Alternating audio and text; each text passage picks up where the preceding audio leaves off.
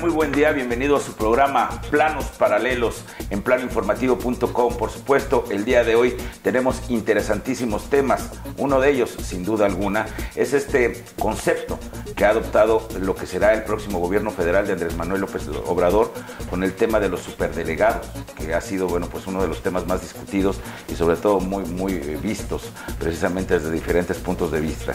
Otro tema que sin duda alguna será qué será precisamente también de la reforma educativa una vez que comience el nuevo gobierno federal. Con esto y más empezaremos Planos Paralelos, por supuesto. A continuación, el tema de hoy. Los cambios administrativos en la Secretaría de Educación Pública, en la que se perfila una reducción de subsecretarías, además de analizar el presupuesto para la creación de 100 universidades que propuso en campaña, también preparan la iniciativa para eliminar la parte punitiva de la evaluación magisterial. El proyecto de López Obrador aún se encuentra en elaboración de un plan educativo y la reducción de las subsecretarías, ya que mientras en algunas áreas se prevé una reducción, hay otros programas a los que se les destinará mayores recursos, como las becas universales en educación media superior, así como alimentación para estudiantes en zonas de mayor rezago. En entrevistas ha asegurado que no se gastará lo que no se tiene. Otro de los puntos clave se ha discutido con López Obrador es la creación de 100 universidades en distintas zonas del país. Su ubicación va a ser otro tema importante de la equidad. Será en lugares donde ayuden al desarrollo de la juventud de zonas menos desarrolladas del país y con un enfoque regional. Esto quiere decir que las carreras que se van a impartir van a estar íntimamente relacionadas con las necesidades y vocación de cada región. Además, se encuentran en desarrollo de la propuesta legislativa que busca eliminar la parte punitiva de la evaluación magisterial, porque asegura que México se tiene que dar cuenta que cometió una injusticia con los maestros. Esteban Moctezuma Barragán fue designado por López Obrador y este asegura que desde el 1 de diciembre comenzará a despachar en una oficina en Puebla, pero el traslado total de la SEP a esta entidad será de forma gradual a lo largo del sexenio, y lo cual forma parte de la descentralización que busca Andrés Manuel López Obrador para su administración. Actualmente explicó que la SEP cuenta con 4 subsecretarías, así como una unidad del tamaño de una subsecretaría. De estas 5 áreas, se perfila la reducción de 2 de estas. A pesar del adelgazamiento administrativo como parte de la política de austeridad de López Obrador, recalcó que no se amputará nada que sea útil. Y al día de hoy me da muchísimo gusto, después de que usted acaba de ver estos temas, que los acaba de analizar también, sin duda alguna, estar en compañía de importantes personajes de la vida política y por supuesto también de los temas que hoy por hoy nos atañen en San Luis Potosí. Quiero saludar al licenciado Mario García Valdés, por supuesto, por esta visita, que esté con nosotros. Muy buen día. Muchísimas gracias por la invitación. Por supuesto, licenciado Eduardo Izar, le agradecemos mucho que esté con nosotros para platicar también. Fíjate que es adecuado, porque paralelos está muy bien, yo soy Lelo. ¿Qué tal? ¿Cómo está, abogado Jorge Chesal? Bienvenido. ¿Qué tal? Gracias. Y bueno, pues para platicar de estos temas que sin duda alguna ya habíamos empezado a abordar, ¿de qué se trata precisamente desde su punto de vista el que haya esta transición que antoja, sí, muchas expectativas, pero también muchas incertidumbres, y hay que reconocerlo por parte de muchos ciudadanos de todos los sectores? ¿Qué va a pasar precisamente con el gobierno federal una vez que empiece, sobre todo ante todas estas ideas que suponen serán ya hechos precisamente una vez que inicie Andrés Manuel López Obrador como presidente de la República? El tema de los delegados, que pues para muchos gobernadores incluso ha causado pues verdaderamente resquemor y rechazo, porque hay que llamarlo así, licenciado Mario. Bueno, sin duda lo que el presidente electo ahora está planteándole a la nación es una serie de cambios muy trascendentes, muy importantes y por su propia naturaleza pues muy diferentes. El caso de los superdelegados viene a ser una nueva manera, muchos especialistas opinan de control político sobre las gobernaturas, sobre los gobernadores. De hecho, algunos gobernadores ya están expresándose en contra de la implementación de estos superdelegados para evitar justamente que este control sea efectivo. Me parece a mí que es muy evidente la intención de un control político, porque si tú ves los perfiles de quienes han sido designados como estos virreyes o superdelegados, pues no responden a una temática técnica o a un perfil con determinadas características para atender determinados problemas en un estado en donde hayan sido asignados.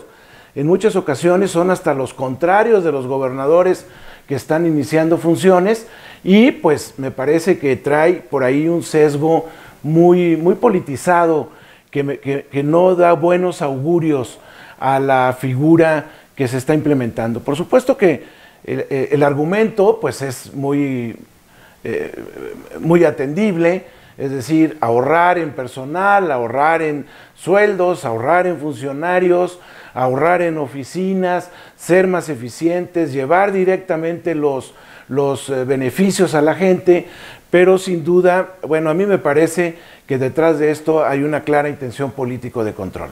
Sin duda también el considerar esto y por supuesto haciendo tal vez una comparativa, ya que estuve en la administración pública, licenciado Mario, también considerar si esto se podría interpretar, licenciado Eduardo, como una cosa en la cual es como si yo, como gobernador, mando a un delegado a los municipios para que maneje los recursos públicos, vamos a decirlo así.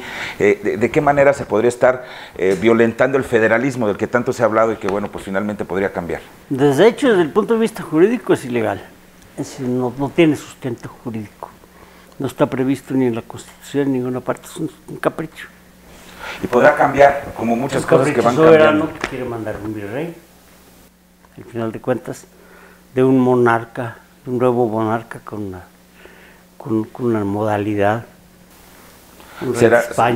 ¿Será que Andrés Manuel está sintiendo que le está haciendo falta control en el país, o más control en el país, una vez que ya está garantizado su triunfo? Andrés Manuel es Andrés Manuel, es el país de un solo hombre, y ese hombre es... Andrés Manuel nunca publicó una fotografía de él en su campaña, nunca pintó una barda, él era Andrés Manuel, él tenía el respaldo de los pobres, y lo sigue teniendo. Claro. Y con esto con esto pretende acrecentar el respaldo de los pobres. ¿Quién va a dar los beneficios? Morena. Andrés Manuel a través de su virrey o de su mi rey, porque el virrey es Carreras y este es mi rey, nuestro rey. Entonces, a través de él van a querer consolidar el partido, que no tiene partido tampoco. Morena no es un partido. No, se cree que incluso pues fueron otros factores, que no es Morena precisamente el artífice precisamente de la victoria electoral. ¿Qué nos puede comentar, abogado? Esto tiene varias aristas que creo que es importante mencionarlas. En primer lugar, coincido plenamente, no es una figura establecida en forma alguna en la Constitución y tendría que contemplarse en la Constitución porque va más allá de una mera función administrativa. Si estamos pensando la función administrativa de las delegaciones federales, es porque las secretarías de Estado, como parte de la administración pública centralizada, prestan ciertos servicios a la población. La delegación cumple la función de llevar esta oficina para que se puedan realizar los trámites por parte de los ciudadanos en los diferentes estados. Y voy a dar un ejemplo. La delegación de la Secretaría de Relaciones Exteriores expide los pasaportes. Si desaparece la delegación, entonces, ¿cómo y dónde se van a tramitar los pasaportes? Pues tendría que haber una oficina. Entonces, realmente, lo que tendría que suceder si se llevara así como está planteado el tema a desaparecer las delegaciones, es que entonces los trámites se tendrían que concentrar en la Ciudad de México. Entonces, a mí me parece que este es un punto que sí trae una arista distinta de lo que se está planteando en el discurso. Por el lado de mencionar que exista este intermediario, pensando que no sea un delegado de la administración pública centralizada, sino del presidente, entonces estaría estableciendo una autoridad intermedia entre los gobernadores de los estados y la presidencia de la República. Y estas autoridades intermedias no están contempladas porque el pacto federal se da entre los estados para crear la federación. Y no está proyectado constitucionalmente que haya nadie entre uno y otro nivel de gobierno. Y por el lado político, evidentemente lo que se está buscando, y esto no creo que estemos fantaseando, creo que es muy muy claro, es generar una jefatura política por parte de quien va a estar representando al gobierno federal para poder eludir a los gobiernos de los estados, para atender programas sociales fundamentalmente y fortalecer de esta manera al partido en el poder. Es decir, si nosotros vemos quiénes son los que están nombrados con esta lista de superdelegados, o son los líderes estatales del partido de la presidencia, o son excandidatos a las gubernaturas de los estados en donde participó el partido de la presidencia. El trasfondo político ahí está, ¿no? Finalmente yo creo que es evidente esto, que pudiera ser parte de una idea o una ocurrencia, porque finalmente yo creo que hay una línea muy delgada en esto que tiene que ver con las ideas que son reales o que pueden ser verdaderamente proyectos de gobierno, a una situación que nada más se utilizó como un lema de campaña, una circunstancia que tal vez generaría votos en su momento. ¿Cuál es esta línea? ¿Ustedes han definido esta línea, don Mario? Bueno, como ya lo han expresado aquí Jorge y el licenciado Izar, es un tema que tiene muchas aristas, incluyendo el jurídico, el administrativo, el político. Y la implementación de este tipo de transformaciones demanda necesariamente de una planeación. Demandarían de un análisis más concienzudo sobre los impactos jurídicos, sociales, políticos, y no entendiendo el político como una manipulación que sí la puede haber, sino más bien cómo va a afectar esto mi relación con los gobernadores, o cómo la voy a transitar, cómo hago mis proyectos sin vulnerar la soberanía de los estados y sin lastimar la integridad política de un estado, de una sociedad, avasallándolas con el poder presidencial, ¿no? Entonces, sí me parece que estas ideas o estas propuestas sí rayan un poquito en el tema de la ocurrencia. Es decir, se nos imagina que si ahorramos dinero, que si quitamos, que si eliminamos, pues vamos a tener un ahorro de dinero y por lo tanto las cosas van a ser mejores, lo cual no me parece que sea necesariamente así. El ejemplo que ponía el licenciado Jorge Chezal se va a agravar, porque además muchas de esas secretarías no van a estar en la Ciudad de México, van a estar en distintos estados del país, y entonces en vez de tener que ir a México, ahora voy a tener que ir a Campeche, o voy a tener que ir a Baja California, o voy a tener que ir a Monterrey, o voy a tener que venir a San Luis. Pero si no soy de San Luis, si soy de Baja California y tengo que venir a la Secretaría de Comunicaciones y Transportes, imagínate lo que esto representa, venir a San Luis para alguien que viene del norte o del sur o de cualquier estado de la República. De modo que raya un poco, en mi opinión, en el tema de la ocurrencia, porque no hay una debida planeación, no se han valorado los impactos en lo político, en lo social, en lo jurídico, en lo administrativo, lo que esto va a representar para la relación entre los estados y el poder de la República, el gobierno de la República, y las consecuencias incluso laborales para trabajadores, que no son pocos, ¿eh? Entonces, me parece que el factor de la planeación, de un análisis más detenido y más concienzudo, está haciendo falta en este tipo de decisiones que se están tomando. Se me antoja acordarme cuando fue la elección del 2000, cuando gana Vicente Fox, que lo recordamos todos, y que hablábamos de que habría cambios, hablábamos en su momento de una transición que sería dolorosa. Yo creo que no se compara con nada, finalmente, a esa transición de la cual veíamos el país en ese momento, a la que estamos en el umbral en estos instantes, con un presidente electo como Andrés Manuel López Obrador. ¿Podría cambiar de opinión López Obrador? Muy difícil, ¿no? Manuel, no, ¿cuándo? Andrés Manuel López Obrador bueno, él tiene prisa. Antonio Rocha dijo, 6 años son muchos para no hacer nada y muy pocos para hacer mucho. Andrés Manuel López Obrador va a ser presidente por 2 meses menos que le van a quitar, él nos va a hacer por 34 y los quiere recuperar. Ya está gobernando, gobernó al día siguiente, aún antes de ser declarado presidente electo. Opacó totalmente hasta Peña Nieto. Peña Nieto ha salido como 3 veces, cuando antes todos los días salía, estaba bonito, tenía derecho a salir. Ese era su look, y esa era su defensa. Mal gobierno, pero con mucha presencia. Entonces, Peña intentó incluso hacer una cosa similar a la que está haciendo cuando mandó a aquel muchacho a Michoacán como superdelegado y fracasó. En la Constitución General del Estado hay una figura que dice no habrá ninguna autoridad o persona intermedia entre el gobernador y el presidente municipal. Es una prohibición expresa. Ya estaban previendo que el gobernador iba a mandar un superdelegado. Eso no es invento, es parte de la historia. ¿Cómo nomás de repente se te ocurre, cómo le hago para controlar? Pues manda un superdelegado. Pero ¿qué base? ¿Con qué fundamento? ¿En qué ley? ¿O con qué antecedentes? Los antecedentes que tenemos son de los virreinatos y fueron fatales, todos. Casi hubo contadas excepciones, yo supongo que alguno saldría bueno, pero para mí no. Entonces volveremos otra vez a repetir. Y el hombre no se cansa de repetir. Si no conoce la historia, no se va a cansar de repetir los errores que se han cometido. Ahora, un factor que sin duda alguna es importantísimo será el Congreso de la Unión.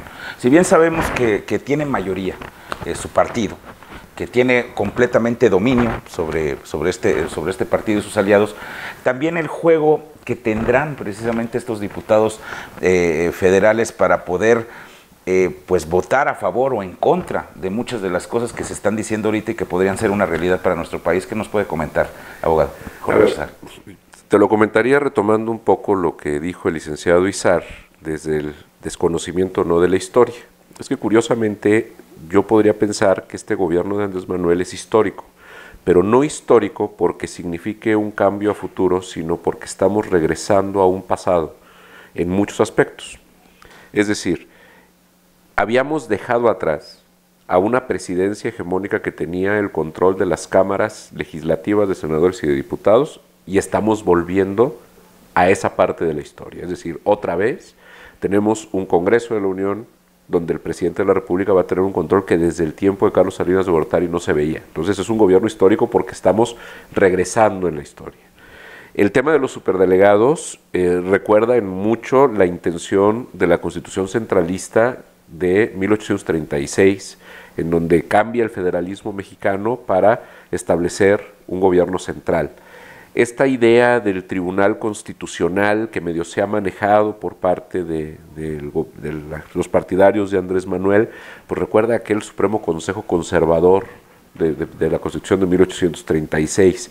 O sea, es decir, en ese sentido, a mí me parece que así como tenemos estas manifestaciones, vamos a tener en la dinámica, justamente en las cámaras legislativas, ese tipo de acciones, es decir, votaciones en bloque, tanto de diputados como de senadores, incluso en favor de reformas constitucionales, porque en realidad los pocos que les falten, pues va a ser muy fácil cooptarlos, es decir, hay partidos pequeños con pocos diputados y pocos senadores, o con un senador o con un diputado, que van a querer integrarse a esas mayorías, por lo que puedan llegar a obtener, y entonces vamos a tener decisiones que no necesariamente van a ser las mejores. A mí en este sentido, más bien lo que yo quisiera saber es qué tanto va a tardar la ciudadanía en decepcionarse de López Obrador. Es decir, un ejemplo es el tema del aeropuerto, ¿no? Estamos discutiendo en estos momentos sobre si se va a hacer en la base de Santa Lucía o si se va a hacer en donde ya se está construyendo, se va a someter a una consulta pública, cuando en realidad es un tema que técnicamente no tendría por qué someterse a consulta pública porque poco sabemos de aeronavegabilidad, sobre rutas aéreas, etcétera, etcétera, pero que finalmente yo creo que terminará construyéndose en Texcoco, donde se está haciendo. Y todo lo que lo rodea no es más que un escenario para tratar de decir que se escuchó al pueblo. Entonces, a lo que voy es que vamos a tener que ver en el tiempo que en el Poder Legislativo vamos a tener este mismo tipo de escenarios manejados desde la presidencia para tratar de justificar las decisiones de una presidencia que finalmente terminará decepcionando. No deja de ser verdaderamente una situación que nos plantea muchas preguntas, que nos plantea todavía muchas inquietudes. Podemos pensar, y a lo mejor está mal hacer la comparación, pero pues lo vimos con Donald Trump, que él llega con algunas ideas que tuvo que ir cambiando, que tuvo que ir adecuando necesariamente para lo que sí es posible hacer y dejar de lado tal vez un poco lo que ya verdaderamente resultaba más bien una ocurrencia, una idea que finalmente no tenía sustento. Tal vez estemos en el umbral o estemos hablando de una circunstancia similar al momento en el que al señor Andrés Manuel López Obrador pues le digan, si no lo sabe, que esto sí es posible y esto verdaderamente no se va a poder realizar, o cuando menos no le va a alcanzar su tiempo de gobierno para poder cristalizar circunstancias como las que se han venido planteando. Queremos hablar en unos instantes, vamos a mensajes, el tema de la reforma educativa, que también está siendo considerado como para que pues esta situación que se había cambiado, bueno, pues finalmente tenga una nueva reforma, sobre todo al regreso de algunos personajes muy conocidos en nuestro país. Volvemos en unos instantes.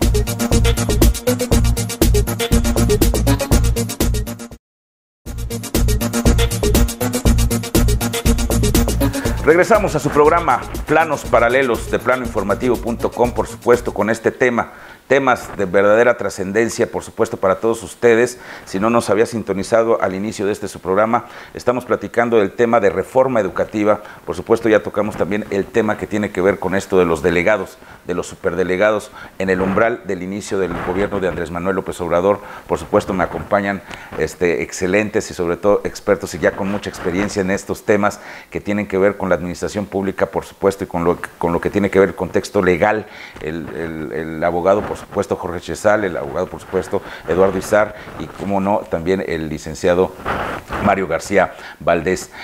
Licenciado, en la experiencia educativa, sabemos que, bueno, pues usted fue rector de la Universidad Autónoma de San Luis Potosí, sabe perfectamente de qué estamos hablando cuando hablamos de la educación en nuestro país, de la educación en México, que no deja de ser un punto muy sensible todavía y que tiene mucho camino por recorrer. Se habla de que nuevamente esta reforma que ya se había hecho, que se había logrado como parte de las reformas estructurales del actual gobierno todavía, pues pudiera tener una nueva reforma, porque ya se había dicho en un momento dado que se caería la reforma y ahora que se va a reformar la reforma, por decirlo de alguna manera. ¿Qué nos puede comentar sobre este tema? Fíjate que es un tema de lo más trascendente para la sociedad mexicana. Y así como el tema del aeropuerto, podemos decir que es también sumamente complejo.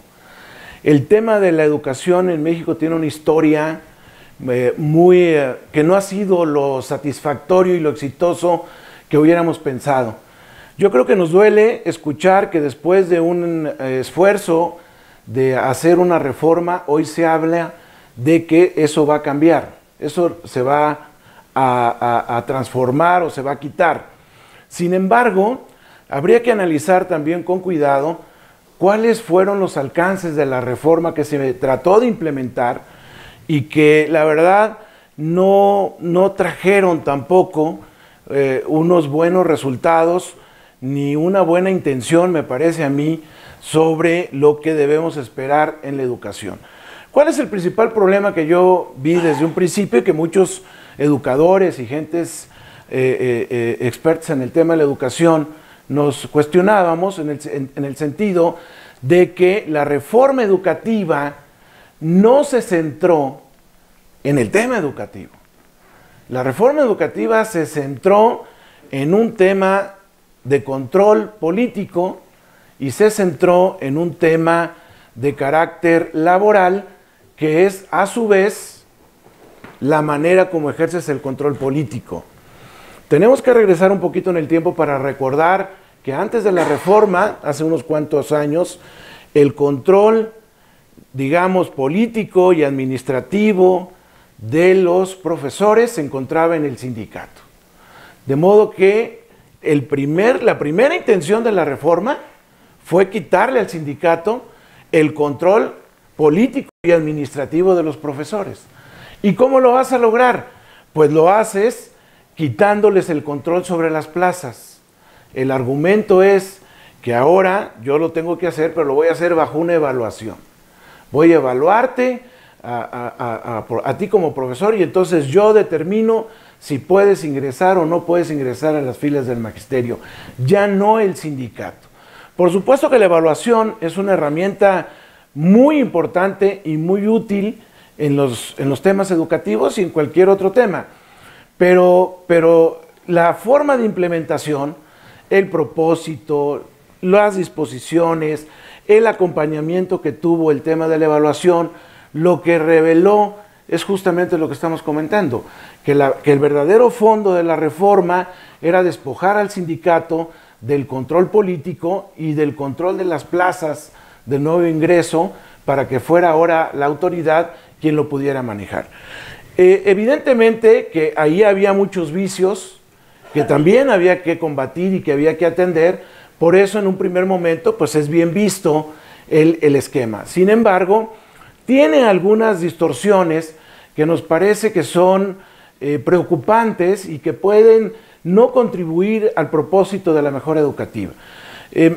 Un factor, como te digo, además de del control político que trae la reforma, es que no se centra en los temas educativos, no se centra justamente en las estrategias, en las nuevas estrategias de enseñanza, no se centra en los estudiantes, en la capacitación permanente de los profesores y que la evaluación no sea un instrumento de control político, porque cuando la sometes o cuando sujetas al profesor a que cada 4 años tienes que ser evaluado, pierdes tu estabilidad laboral y estás sujeto a que en esa evaluación la autoridad puede estar sobre de ti y puede influir o puede conllevar a que al final del día, después de que ya pasaste una evaluación, cursaste una carrera, finalmente no tengas una estabilidad laboral que merecemos todos los trabajadores, cualquier trabajador, y si bien es cierto la evaluación debe incidir en una mejora de la calidad, no debe incidir en generar inestabilidad laboral para los trabajadores de la educación.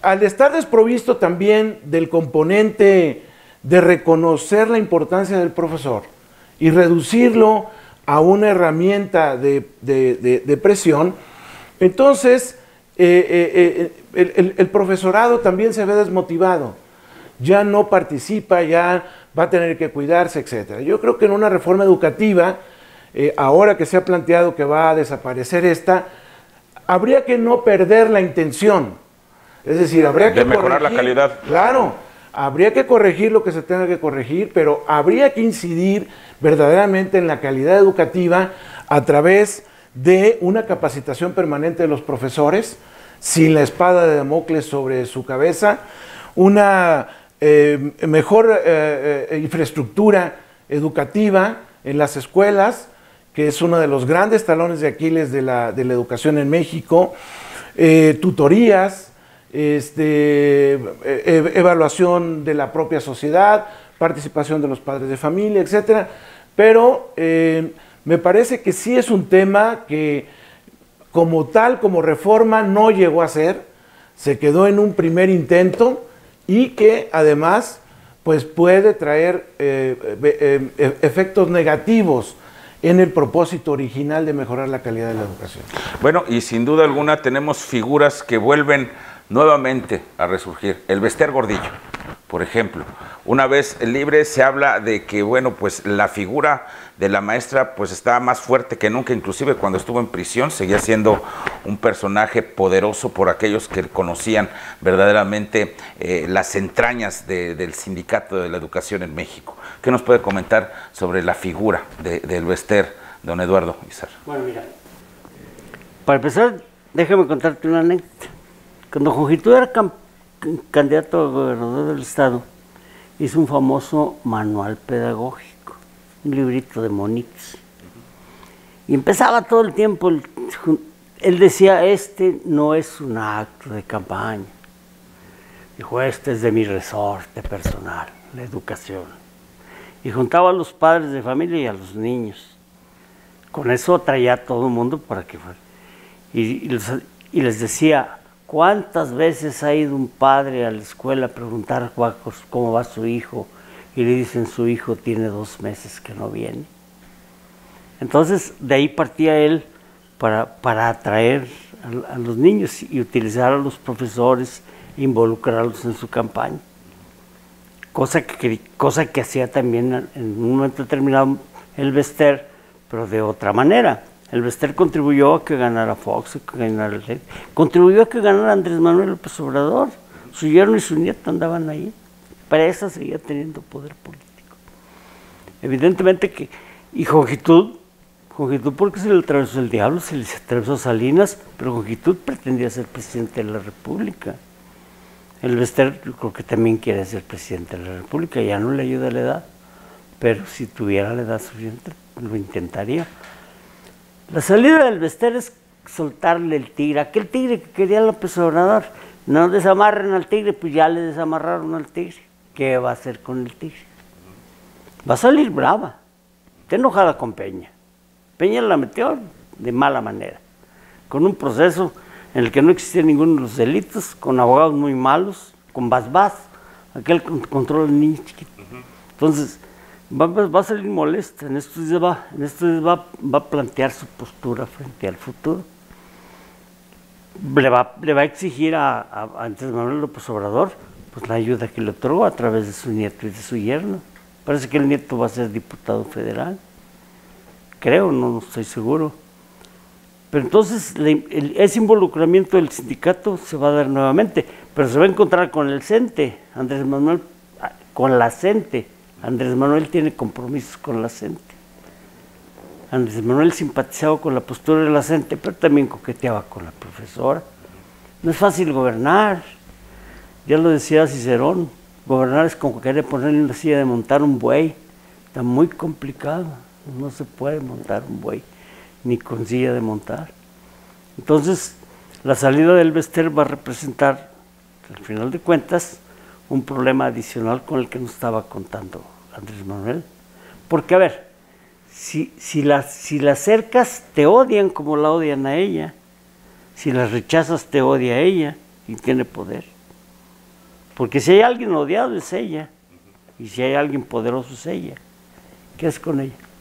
¿Te juntas para que te odien junto con ella? ¿O la rechazas para que se te venga encima? De acuerdo, y desde mi punto de vista, tal vez le quisieron hacer como le hicieron a la Quina, ¿no?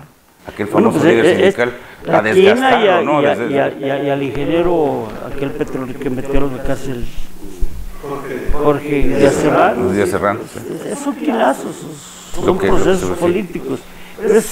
A la Quina la tuvieron que amnistiar. La indultó al final de cuentas, Zedillo parece ser. Yo creo que como una forma de vengarse de Salinas. De Salinas fue quien lo encerró. Y Jorge Díaz Serrano se salió, y esta mujer salió porque estuvo mal planteada la organización, ni había lavado de dinero, la información relacionada con el pago de impuestos, obtuvieron la información sin autorización judicial, no había asociación delictuosa, el sindicato nunca presentó querella. Entonces, para ella, hicieron las cosas mal, que les costaba decirle al sindicato, presenta la querella, pues ese dinero es tuyo, pues, ¿de dónde sale el Luis? Te está robando a ti, y tú no te quejas, yo ¿por qué voy a meter lo que no me importa? Y finalmente, bueno, pues al surgimiento de lo que puede ser un compromiso electoral, de lo que puede ser verdaderamente una situación que sí enmarca un escenario que no deja de ser verdaderamente importante, sobre todo en lo que nos espera. ¿Cómo se podría esperar? ¿Cuál podría ser un escenario, digamos, en el corto plazo? Vamos a pensarlo así, abogado. En relación al tema de la educación, el Bester y todo lo que lo rodea, yo creo que en el corto plazo vamos a tener que presenciar un momento muy complicado, sobre todo después de que el Bester se posicione públicamente. Sí, hubo el acercamiento, el nieto, el yerno participaron apoyando a Andrés Manuel López Obrador, pero a mí me parece que esto se podía dar porque convenientemente el Bester estaba sujeto a proceso y privado de su libertad. Es decir, dentro de la medición política que había hecho Andrés Manuel López Obrador, no contaba con la profesora en libertad. Mucho se dijo cuando fue puesta en libertad que casualmente se había resuelto el mismo día que le entregaban la constancia de mayoría a Andrés Manuel, y que esto era un acto que Andrés Manuel había forzado y por lo tanto era su primer acto de gobierno. Y yo creo totalmente lo contrario. Yo creo que esta casualidad no es porque él la hubiera provocado, sino porque es el mensaje que le están mandando, y coincido plenamente con lo que dice el licenciado Izar, le soltaron al tigre el mismo día que le entregaron la constancia de mayoría. Porque lo que va a tener que hacer López Obrador ahora es lidiar con esa relación, con ese pacto que hizo para vender su alma, pero ahora con el diablo presente, no guardado en su casa, pero con prisión domiciliaria. Y entonces sí vamos a ver posiblemente un cambio de postura de Andrés Manuel en relación con algunas de las declaraciones que ha hecho, precisamente porque ahora le agregaron un factor adicional. Ahora, al mediano y largo plazo, coincido con lo que decía Mario respecto a que la reforma incidía más en una parte administrativa, laboral, etcétera, etcétera. Pero me parece que también se llevó desde el punto de vista equivocado, en cuanto, y Mario era muy claro, de decir, va a haber una evaluación cada 4 años y esto pone en riesgo a los trabajadores. Mario lo recordará perfectamente, en el caso de la Universidad Autónoma de San Luis Potosí, tienen estos procesos de evaluación, pero justamente para lo contrario, es decir, las recategorizaciones de los maestros lo que hace es que conforme te capacitas, conforme vas avanzando, se te va premiando. Es decir, se te va promoviendo y vas llegando a niveles donde tienes mejores prestaciones, mejores ingresos, ciertas comodidades laborales, que las vas ganando justamente por lo mismo que en el caso de la reforma educativa te puede costar el trabajo. Entonces me parece que ahí se hizo a la inversa, es decir, se hizo una reforma educativa para tratar de que los profesores conservaran el trabajo en lugar de conminarlos a mejorar.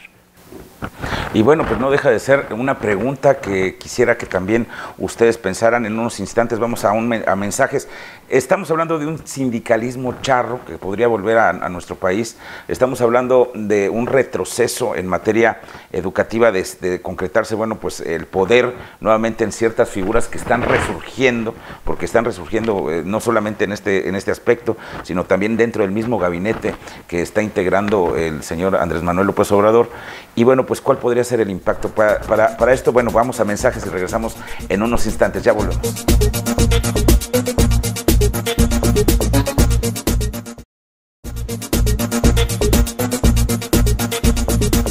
Regresamos a su programa Planos Paralelos, por supuesto, de planoinformativo.com.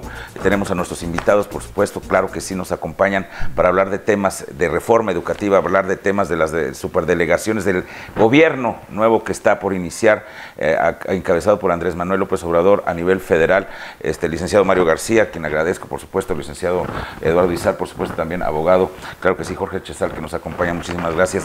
La pregunta que hacíamos antes de irnos a estos mensajes es: ¿habrá retroceso en el país? ¿Volveremos a ese sindicalismo charro, totalitario? Hay que recordar que hay un partido que surge precisamente de lo que es el gremio sindical, como es el Partido Nueva Alianza en su momento. Tenemos que pensar que, bueno, pues también hay una disidencia que en un momento dado pues protagonizó fuertes movilizaciones sociales, sobre todo en el sur del país. ¿Qué nos puede comentar, Mario? Fíjate, Pablo, que lo preocupante históricamente y hoy más que nunca es que fíjate cómo el tema, desde tu planteamiento y lo que hemos comentado acá, ronda nuevamente alrededor de los temas políticos en materia educativa. Nuevamente, que si la líder, que si volverá a tener el poder, que si va a controlar el sistema educativo nacional, etcétera.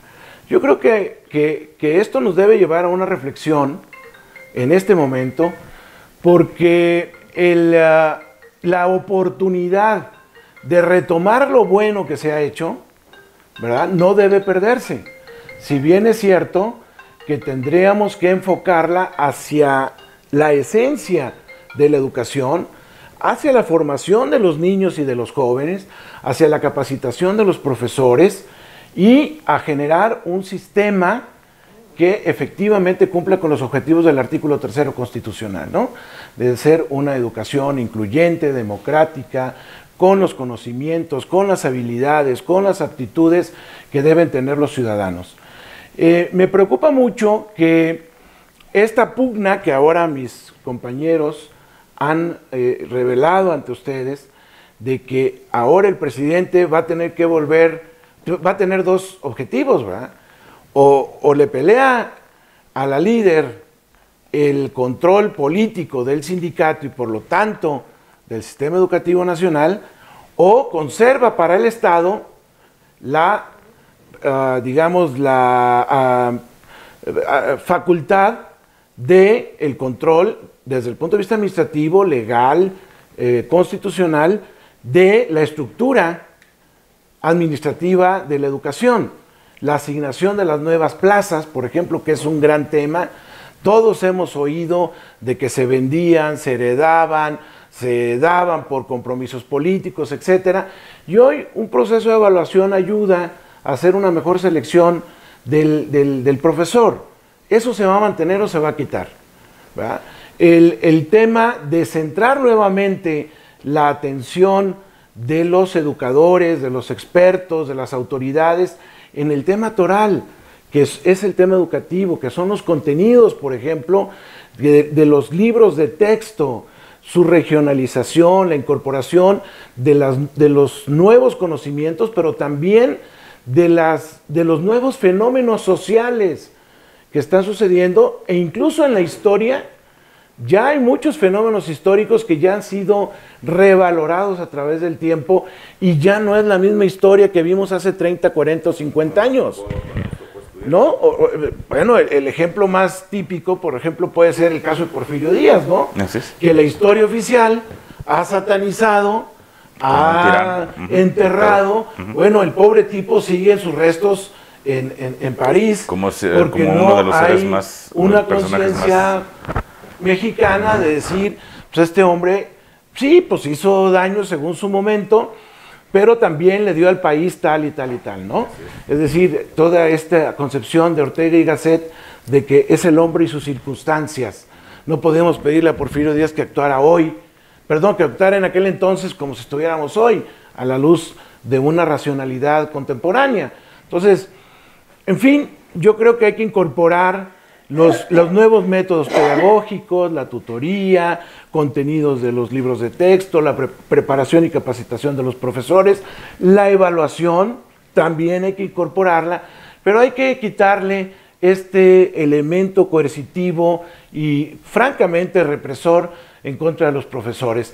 Decía Jorge, hay que tener la evaluación para el ingreso, para la promoción y reconocimiento de los profesores, de su preparación, y eliminarle esta parte que es la de la permanencia. Si bien es cierto, es muy importante tener profesores capacitados, yo lo he sostenido en reuniones en donde un profesor también tiene la responsabilidad en su trabajo de estar actualizado. Yo ponía el ejemplo de un piloto que se graduó en 1970 y ha manejado aviones convencionales durante 30 años. Y de repente la compañía le dice, oye, llegó el nuevo avión, el despeje es por instrumentos, el vuelo es automático, el aterrizaje es por instrumentos, tienes que saber el radar, tienes que dominar 2 o 3 idiomas porque vas a llegar a todo el mundo y necesito saber si estás preparado para manejar este tipo de nuevos aviones, ¿verdad? Entonces, si el profesor no se está capacitando, si no lo estamos ayudando a capacitarse, no va a estar preparado para pilotear el nuevo avión. Un médico que no se capacita en las nuevas técnicas quirúrgicas, un cirujano, no te va a poder hacer una microcirugía si no fue capacitado en lo mismo. Y tampoco se vale que el sindicato venga y te diga, sí opera porque es médico, ¿eh? Oye, pues sí, pero necesitamos capacitarlo. Él ya es médico, él ya es piloto, y vuela y opera. Tenemos que tener cuidado con esas concepciones, digamos, sindicalistas o de defensas a ultranza. Sí, tú puedes participar, tú puedes operar, tú puedes pilotear, si estás capacitado para ello. De modo que para poder quitarle el elemento coercitivo a la permanencia, entonces tenemos que voltear el énfasis a la capacitación para promoción y una mejora del profesorado. Retomar, yo quiero insistir en esto, el hecho de que el nuevo gobierno vaya a quitar la reforma educativa, la vaya a transformar, la vaya a modernizar, no debe quitarnos a la sociedad mexicana de la vista la importancia de llevar a cabo una verdadera reforma educativa, porque en eso está el futuro de México, está el futuro de los niños. No hay peor inequidad que la educativa, porque esa los engaña haciéndoles creer que pueden estar preparados para la vida y puede ser un engaño, ¿verdad? ¿Por qué? Porque no les enseñamos, porque no les dimos, porque no había computadoras, porque no había salones, porque no había pizarrones, porque no había profesores competentes y porque no había libros de textos. Por eso hay una desigualdad tan grande tal vez entre un estado y otro en los niveles de educación, y tiene que ver con las circunstancias, pero también en el plano de lo político, ese sindicalismo hasta dónde puede extender, vamos a decirlo así, porque quieren llegar a ámbitos, o se ha visto que han querido llegar a ámbitos que no son propiamente de la educación. Los mismos maestros llegan a ser delegados a otro tipo de tareas dentro de lo que es la administración. No, pues crearon un partido político. Así es, por ejemplo. El problema fundamental incluso lo resolvió cuando todos los comisionados los quitaron, todos los comisionados del sindicato. En este país, nomás los profesores pueden tener 2 salarios.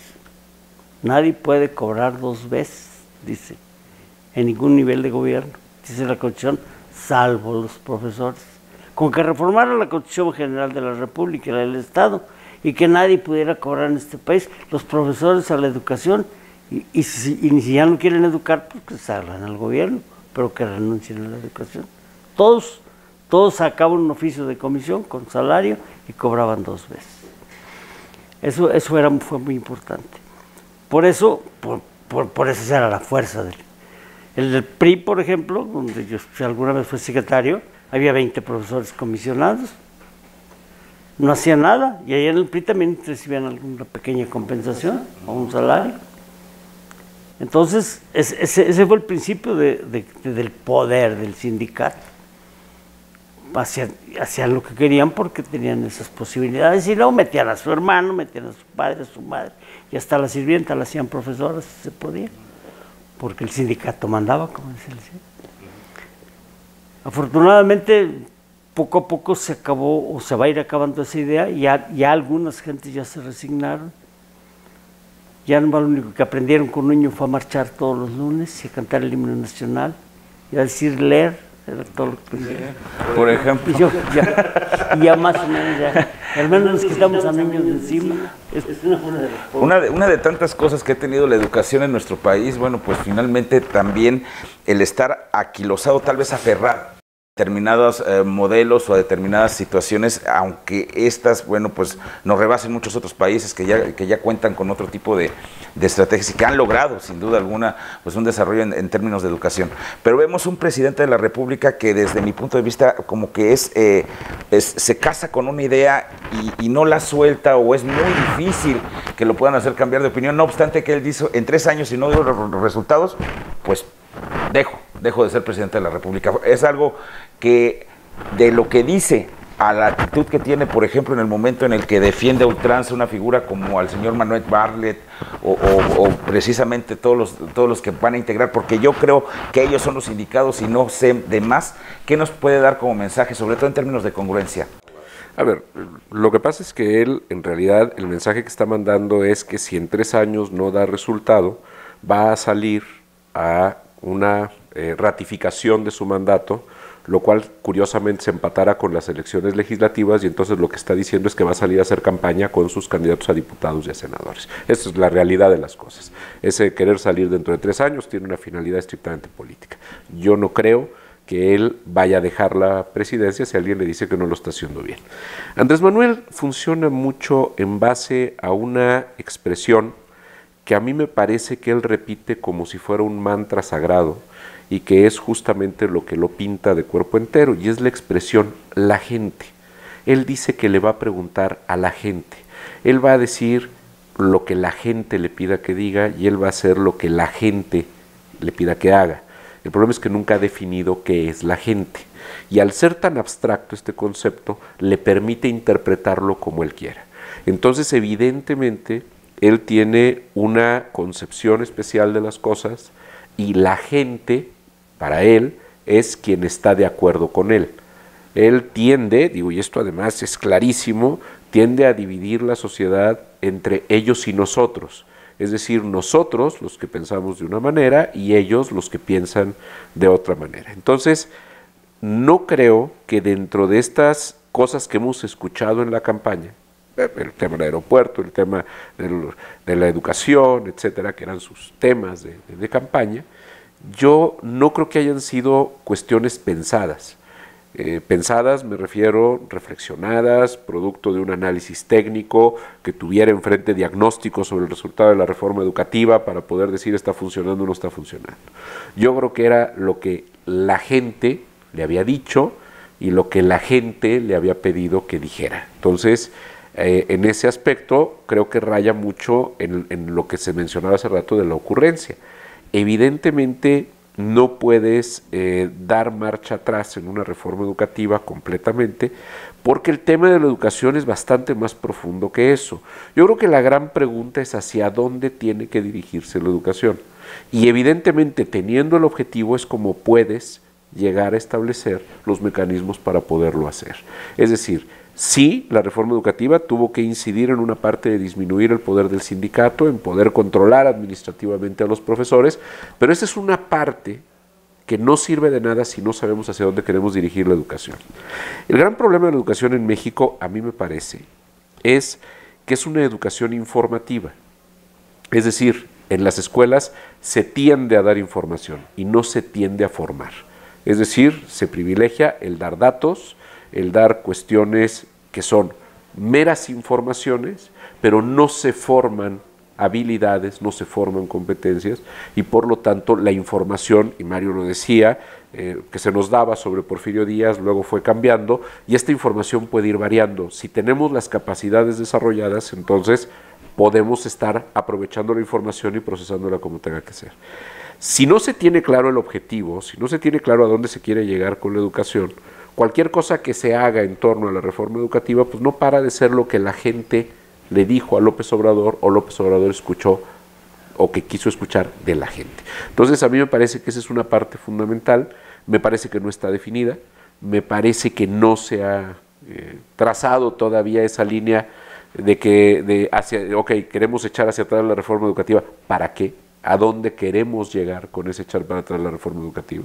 ¿Qué tanto sí es aprovechable de la reforma o no? Es decir, creo que hay muchas preguntas y sí yo creo que eso quedaría en un tema de congruencia. Él va a ser congruente con su discurso, pero no necesariamente con las necesidades de la educación. Esa es una situación que, por supuesto, nos deja mucho que pensar y sobre todo reflexionar. Conclusiones, don Mario García Valdés. Bueno, mira, en el primer tema que tocamos sobre los virreyes o estos superdelegados, como dice Jorge, pues, y el licenciado César, no se ve que estén en ánimos de repensar o replantear estas figuras. Parece que los van a lanzar, pues, casi como un experimento, ¿no? Y ver qué resulta, ver cómo reaccionan los gobernadores, ver cómo reacciona la sociedad, ver si funciona, porque no hay una planeación.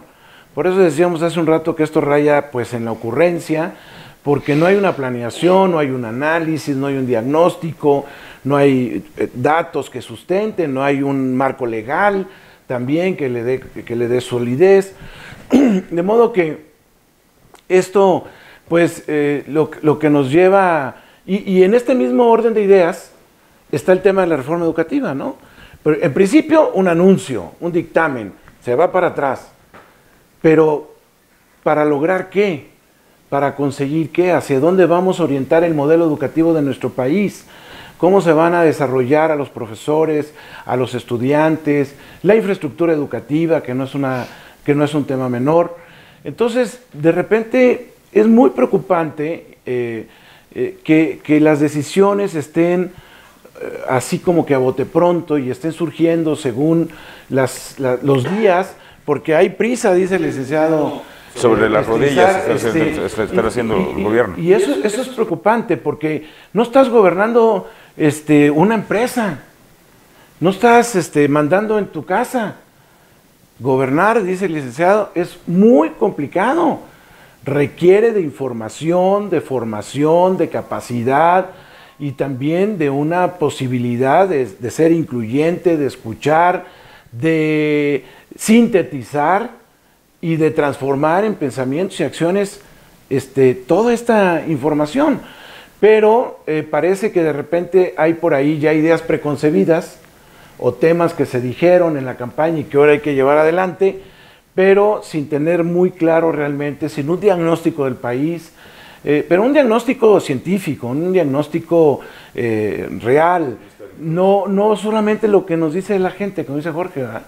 Es que a mí me dijeron que tal o cual cosa o tal asunto, pues soluciones y así, sino que falta evaluación, planeación, y trasladarlo en resultados tangibles.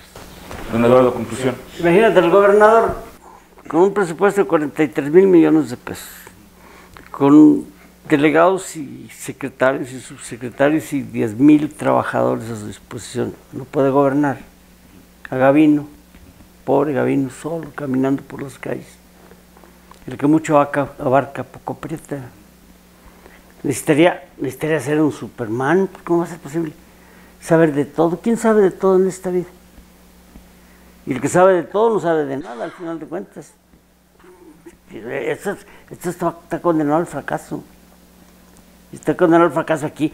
Imagínate Delfina peleada con el que le ganó la gobernatura. ¿Cómo crees que se vayan a llevar? El que va a ir de delegado con Cuauhtémoc, ¿cómo se van a entender a patadas? De qué otra manera se puede entender. Si no hay talento de parte de Cuauhtémoc, el delegado tendría que tenerlo y no van a poder. La punta del iceberg. Así va a ser muy complicado. Conclusiones. Yo creo que hay una constante en los dos casos, tanto en el tema de los superdelegados como en el tema de la educación, y radica justamente en la discordancia que existe entre una campaña y el ejercicio de gobierno. Y yo creo que ese va a ser uno de los factores de decepción principales que tendrá Andrés Manuel López Obrador. Es muy fácil prometer en una campaña ideas, ocurrencias, cuestiones de ese tipo, a lo que es poderlas llevar a la práctica ya cuando ejerce el poder. Yo creo que vamos a ver cómo con estas dos situaciones las va a tratar de sacar adelante en la forma como lo prometió. Veo muy difícil que le puedan resultar. Y a fin de cuentas, como también tiene a la gente que le pide cosas, también tiene a la mafia del poder para poderle echar la culpa. El problema es que ahora la mafia ya no va a estar en el poder, pero siempre encontrará a quien responsabilizar. Me parece que está constante, y con esto termino, me parece que está constante, es que el señor López Obrador es siempre irresponsable. ¿Irresponsable en qué sentido? En que él nunca tiene la culpa de nada. Y entonces va a encontrar a quien culpar. Es una trinchera que ha sido explotada, yo creo que desde siempre, ¿no? Desde que lo conocemos, por supuesto. Queremos agradecerle su presencia en este programa de Planos Paralelos de planoinformativo.com, por supuesto. Licenciado Mario García Valdés, muchas gracias por haber estado con nosotros. Licenciado Eduardo Izar, por supuesto, muchísimas gracias por su presencia. Abogado, claro que sí, también. Jorge Chezal, muchísimas gracias por haber estado con nosotros. Hemos llegado así al final de este espacio que, bueno, estaremos llevándole a usted con temas muy interesantes y, por supuesto, los escenarios de lo que viene para nuestro país, para nuestro estado San Luis Potosí. Que tenga excelente día. Buena tarde.